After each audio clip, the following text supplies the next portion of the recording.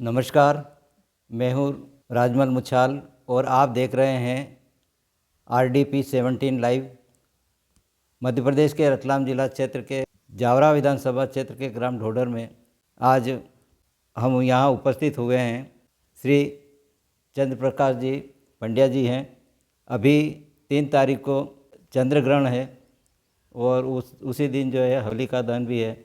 इसी को लेकर आपसे चर्चा करेंगे, संवाद करेंगे और जानेंगे चंद्रग्रहण की क्या विशेषताएं हैं और इसके क्या प्रभाव हैं, इसमें क्या सावधानी रखना है।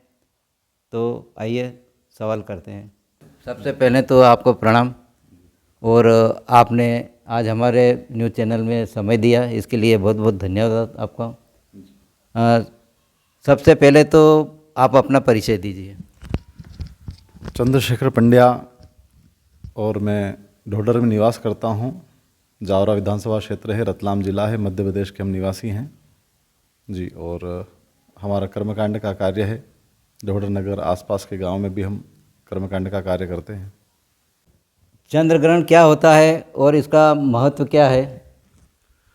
चंद्र ग्रहण जो चंद्रमा जो रहता है उसकी रोशनी के बीच में मध्य में पृथ्वी आ जाती है, जिसके ऊपर पृथ्वी आ जाने से रोशनी जो है वो पूर्ण रूप से धरती पर नहीं आ पाती है, तो उसको अपन चंद्र ग्रहण वैज्ञानिक तौर पर चंद्र ग्रहण करते हैं। लेकिन अपने शास्त्र है, हिंदू शास्त्र में चंद्र ग्रहण का विशेष और सूर्य ग्रहण का विशेष महत्व होता है।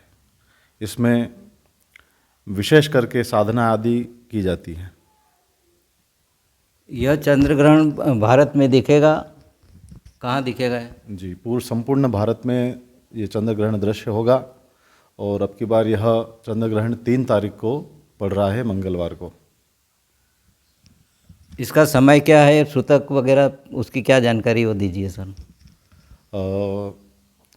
प्रथम तो अपन चलेंगे होलिका दहन पर, जिसमें पूर्णिमा के दिन होलिका का दहन होता है।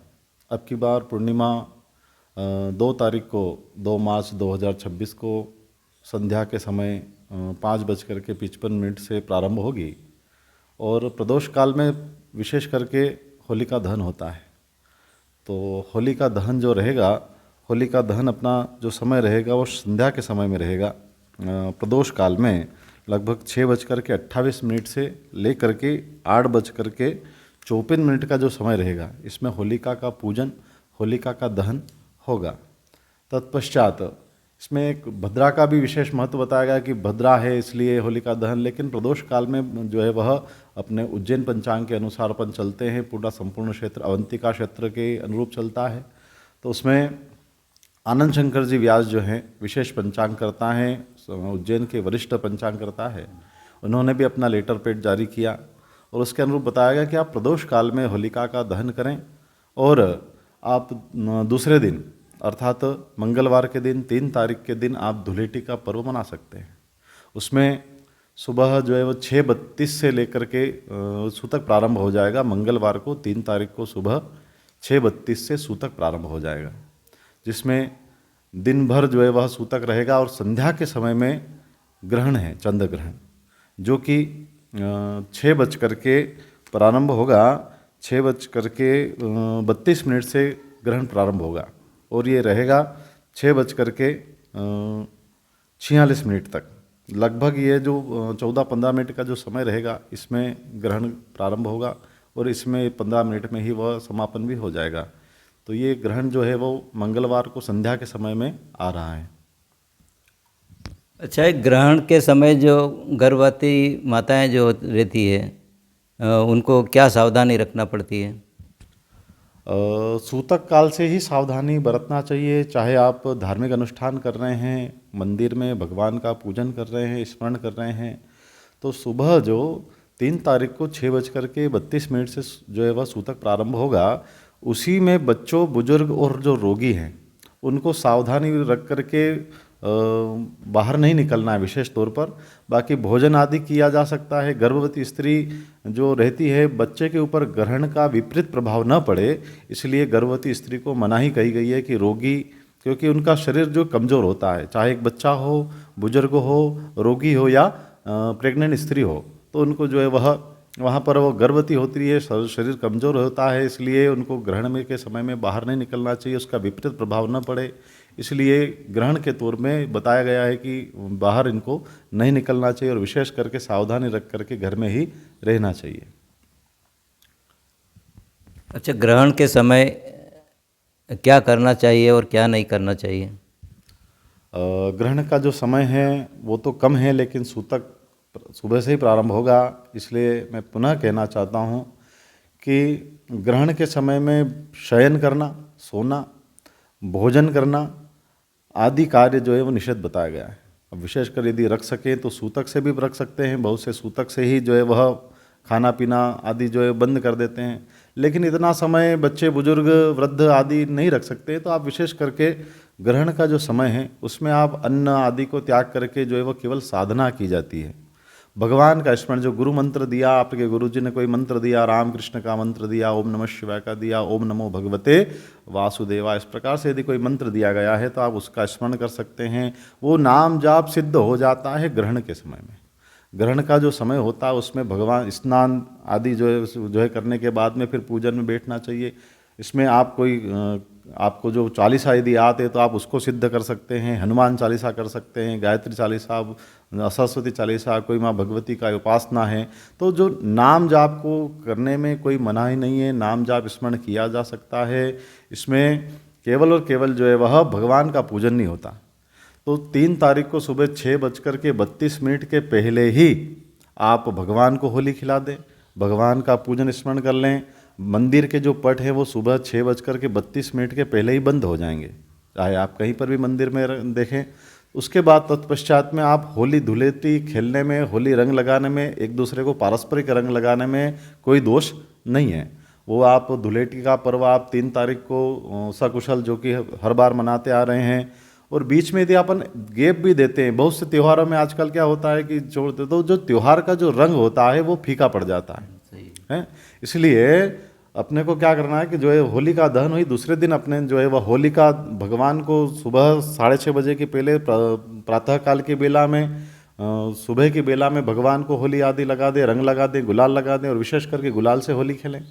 तत्पश्चात एक दूसरे को रंग लगा करके अपन होलिका का जो है वह हम पर्व मना सकते हैं। और संध्या के समय में, जैसा कि आपने प्रश्न किया कि संध्या के समय में जो आप ग्रहण बता रहे हैं तो उसमें क्या सावधानी और क्या कर्म करना चाहिए, तो इसमें मैं ये पुनः यही कहूँगा कि भगवान के नाम का जाप स्मरण करें। इसके बाद में दान पुण्य करने का महत्व है। जब ग्रहण का समय निकलता है उसमें आप भगवान के नाम का स्मरण करें, वो जप सिद्ध हो जाता है। तत्पश्चात जब मोक्ष होता है ग्रहण का, उसके बाद में आप जो है 6:46 के बाद में आप जो है वह अपना आसन को त्याग करके स्नान ध्यान पूजन करें। ब्राह्मण और यदि जो कोई भी, क्योंकि 16 संस्कार का अधिकारी सभी है, यज्ञोपवीत जो धारण करते हैं, जनेऊ जिसको अपन कहते हैं, तो सूती वस्त्र जो होते हैं, चाहे आप हाथ का धागा कलेवा हो या सूती जो हमारी यज्ञोपवीत हो, तो ये अपवित्रता में आ जाते हैं, तो इसलिए इनको बदला जाता है। मंदिर में पट खुलने के बाद में स्नान ध्यान भगवान का होता है, फिर धूप दीप नैवेद्य आदि जो कुछ भी करना है वो सूतक का जो समय समाप्त हो जाए, ग्रहण का समय समाप्त हो जाए, उसके बाद में आपको जो है वह यह कर्म करना चाहिए, भगवान का स्नान ध्यान पूजन कर्म आदि करना चाहिए। मुख्य रूप से मैं कहना चाहूँगा कि आप 3 तारीख को ही धुलेटी का पर्व मनावें, 2 तारीख को होलिका दहन हो जाएगा, 3 तारीख को आप पर्व मनावें। विशेष करके सूतक काल का, जैसा कि आपने बताया कि जो ग्रहण का जो समय होता है उस बेला में अपने को क्या करना चाहिए, तो उस बेला में विशेष करके महत्व है डाब का। डाब जो होती है उसमें 3 देवता स्थापित होते हैं। कुश मूले स्थितो ब्रह्मा, कुश मध्य जनार्दन, कुशाग्रे शंकरो देवस्य, त्रयो देवता कुशे स्थिता। अर्थात जो डाब है उसके जड़ में ब्रह्मा जी हैं, मध्य में जनार्दन भगवान नारायण हैं, और तीखे के भाग में जो है वो भगवान शंकर का स्थान बताया गया है। तो डाब कभी अपवित्र नहीं होती है। तो जो भोजन आदि कोई पक्का पदार्थ बना हुआ है तो उसके आप अंदर आप डाब रख सकते हैं। तुलसी से भी अधिक महत्ता बताई गई काय की, डाब की। तो डाब का उपयोग कर सकते हैं। जल जो पीने का जल है, बच्चे आदि जो जल पान करते हैं तो उसके अंदर आप डाब रख सकते हैं आदि जो है वो इस प्रकार। या गर्भवती स्त्री है या रोगी है तो उसके समक्ष या जेब में या सिर में डाब रख सकते हैं, जिससे ग्रहण का विपरीत प्रभाव उनके ऊपर प्राप्त नहीं होता है। अच्छा, ये ग्रहण का जो समय रहता है तो राशियों पर किसका अच्छा रहता है प्रभाव और किसका बुरा रहता है? ग्रहण का जो प्रभाव होता है उसमें बताया गया कि मिथुन, कर्क, तुला और कुंभ राशि के लिए बहुत ही शुभ फल देने वाला होता है। ये जो ग्रहण का फल होता है बहुत ही अच्छा फल देने वाला होता है। यह राशि है मिथुन, कर्क, तुला और कुंभ व मीन, इनके लिए शुभ फल देने वाला होता है। मेष, वृश्चिक, धनु आदि पर मध्यम फल देने वाला होता है, अर्थात ये जो है वह यहाँ पर इनका कार्य में मध्यम फल की प्राप्ति होगी। और वृषभ, सिंह, कन्या एवं मकर के लिए नेष्ट बताया गया, अर्थात अशुभ फल देने वाला होता है। इनको विशेष सावधानी रखने की जो है वह बताया गया है। इन जो वृषभ, सिंह, कन्या और मकर राशि, इनके लिए तो मैं विशेष जोर दे करके कहूँगा कि आपको ग्रहण के काल में भगवान के नाम का अधिक से अधिक स्मरण करना चाहिए, जिससे आपको उसका जो नेगेटिव जो है वो जो है प्राप्त न हो, आपके अंदर सकारात्मकता होए और आप जो है वह पॉजिटिव एनर्जी को प्राप्त करें इस पर्व में, इस काल में। इसलिए आपको अधिक से अधिक भगवान के नाम का स्मरण का जो जाप करने की महत्ता अधिक बताई गई है। आपने चंद्र प्रकाश जी पंड्या साहब पंडित जी ने ग्रहण को लेकर विशेष चर्चा की है। इस चर्चा में आपने संपूर्ण ज्ञान दिया है। इसमें क्या सावधानी रखना चाहिए और क्या नहीं रखना चाहिए, गर्भवती माताओं के लिए भी आपने बताया है।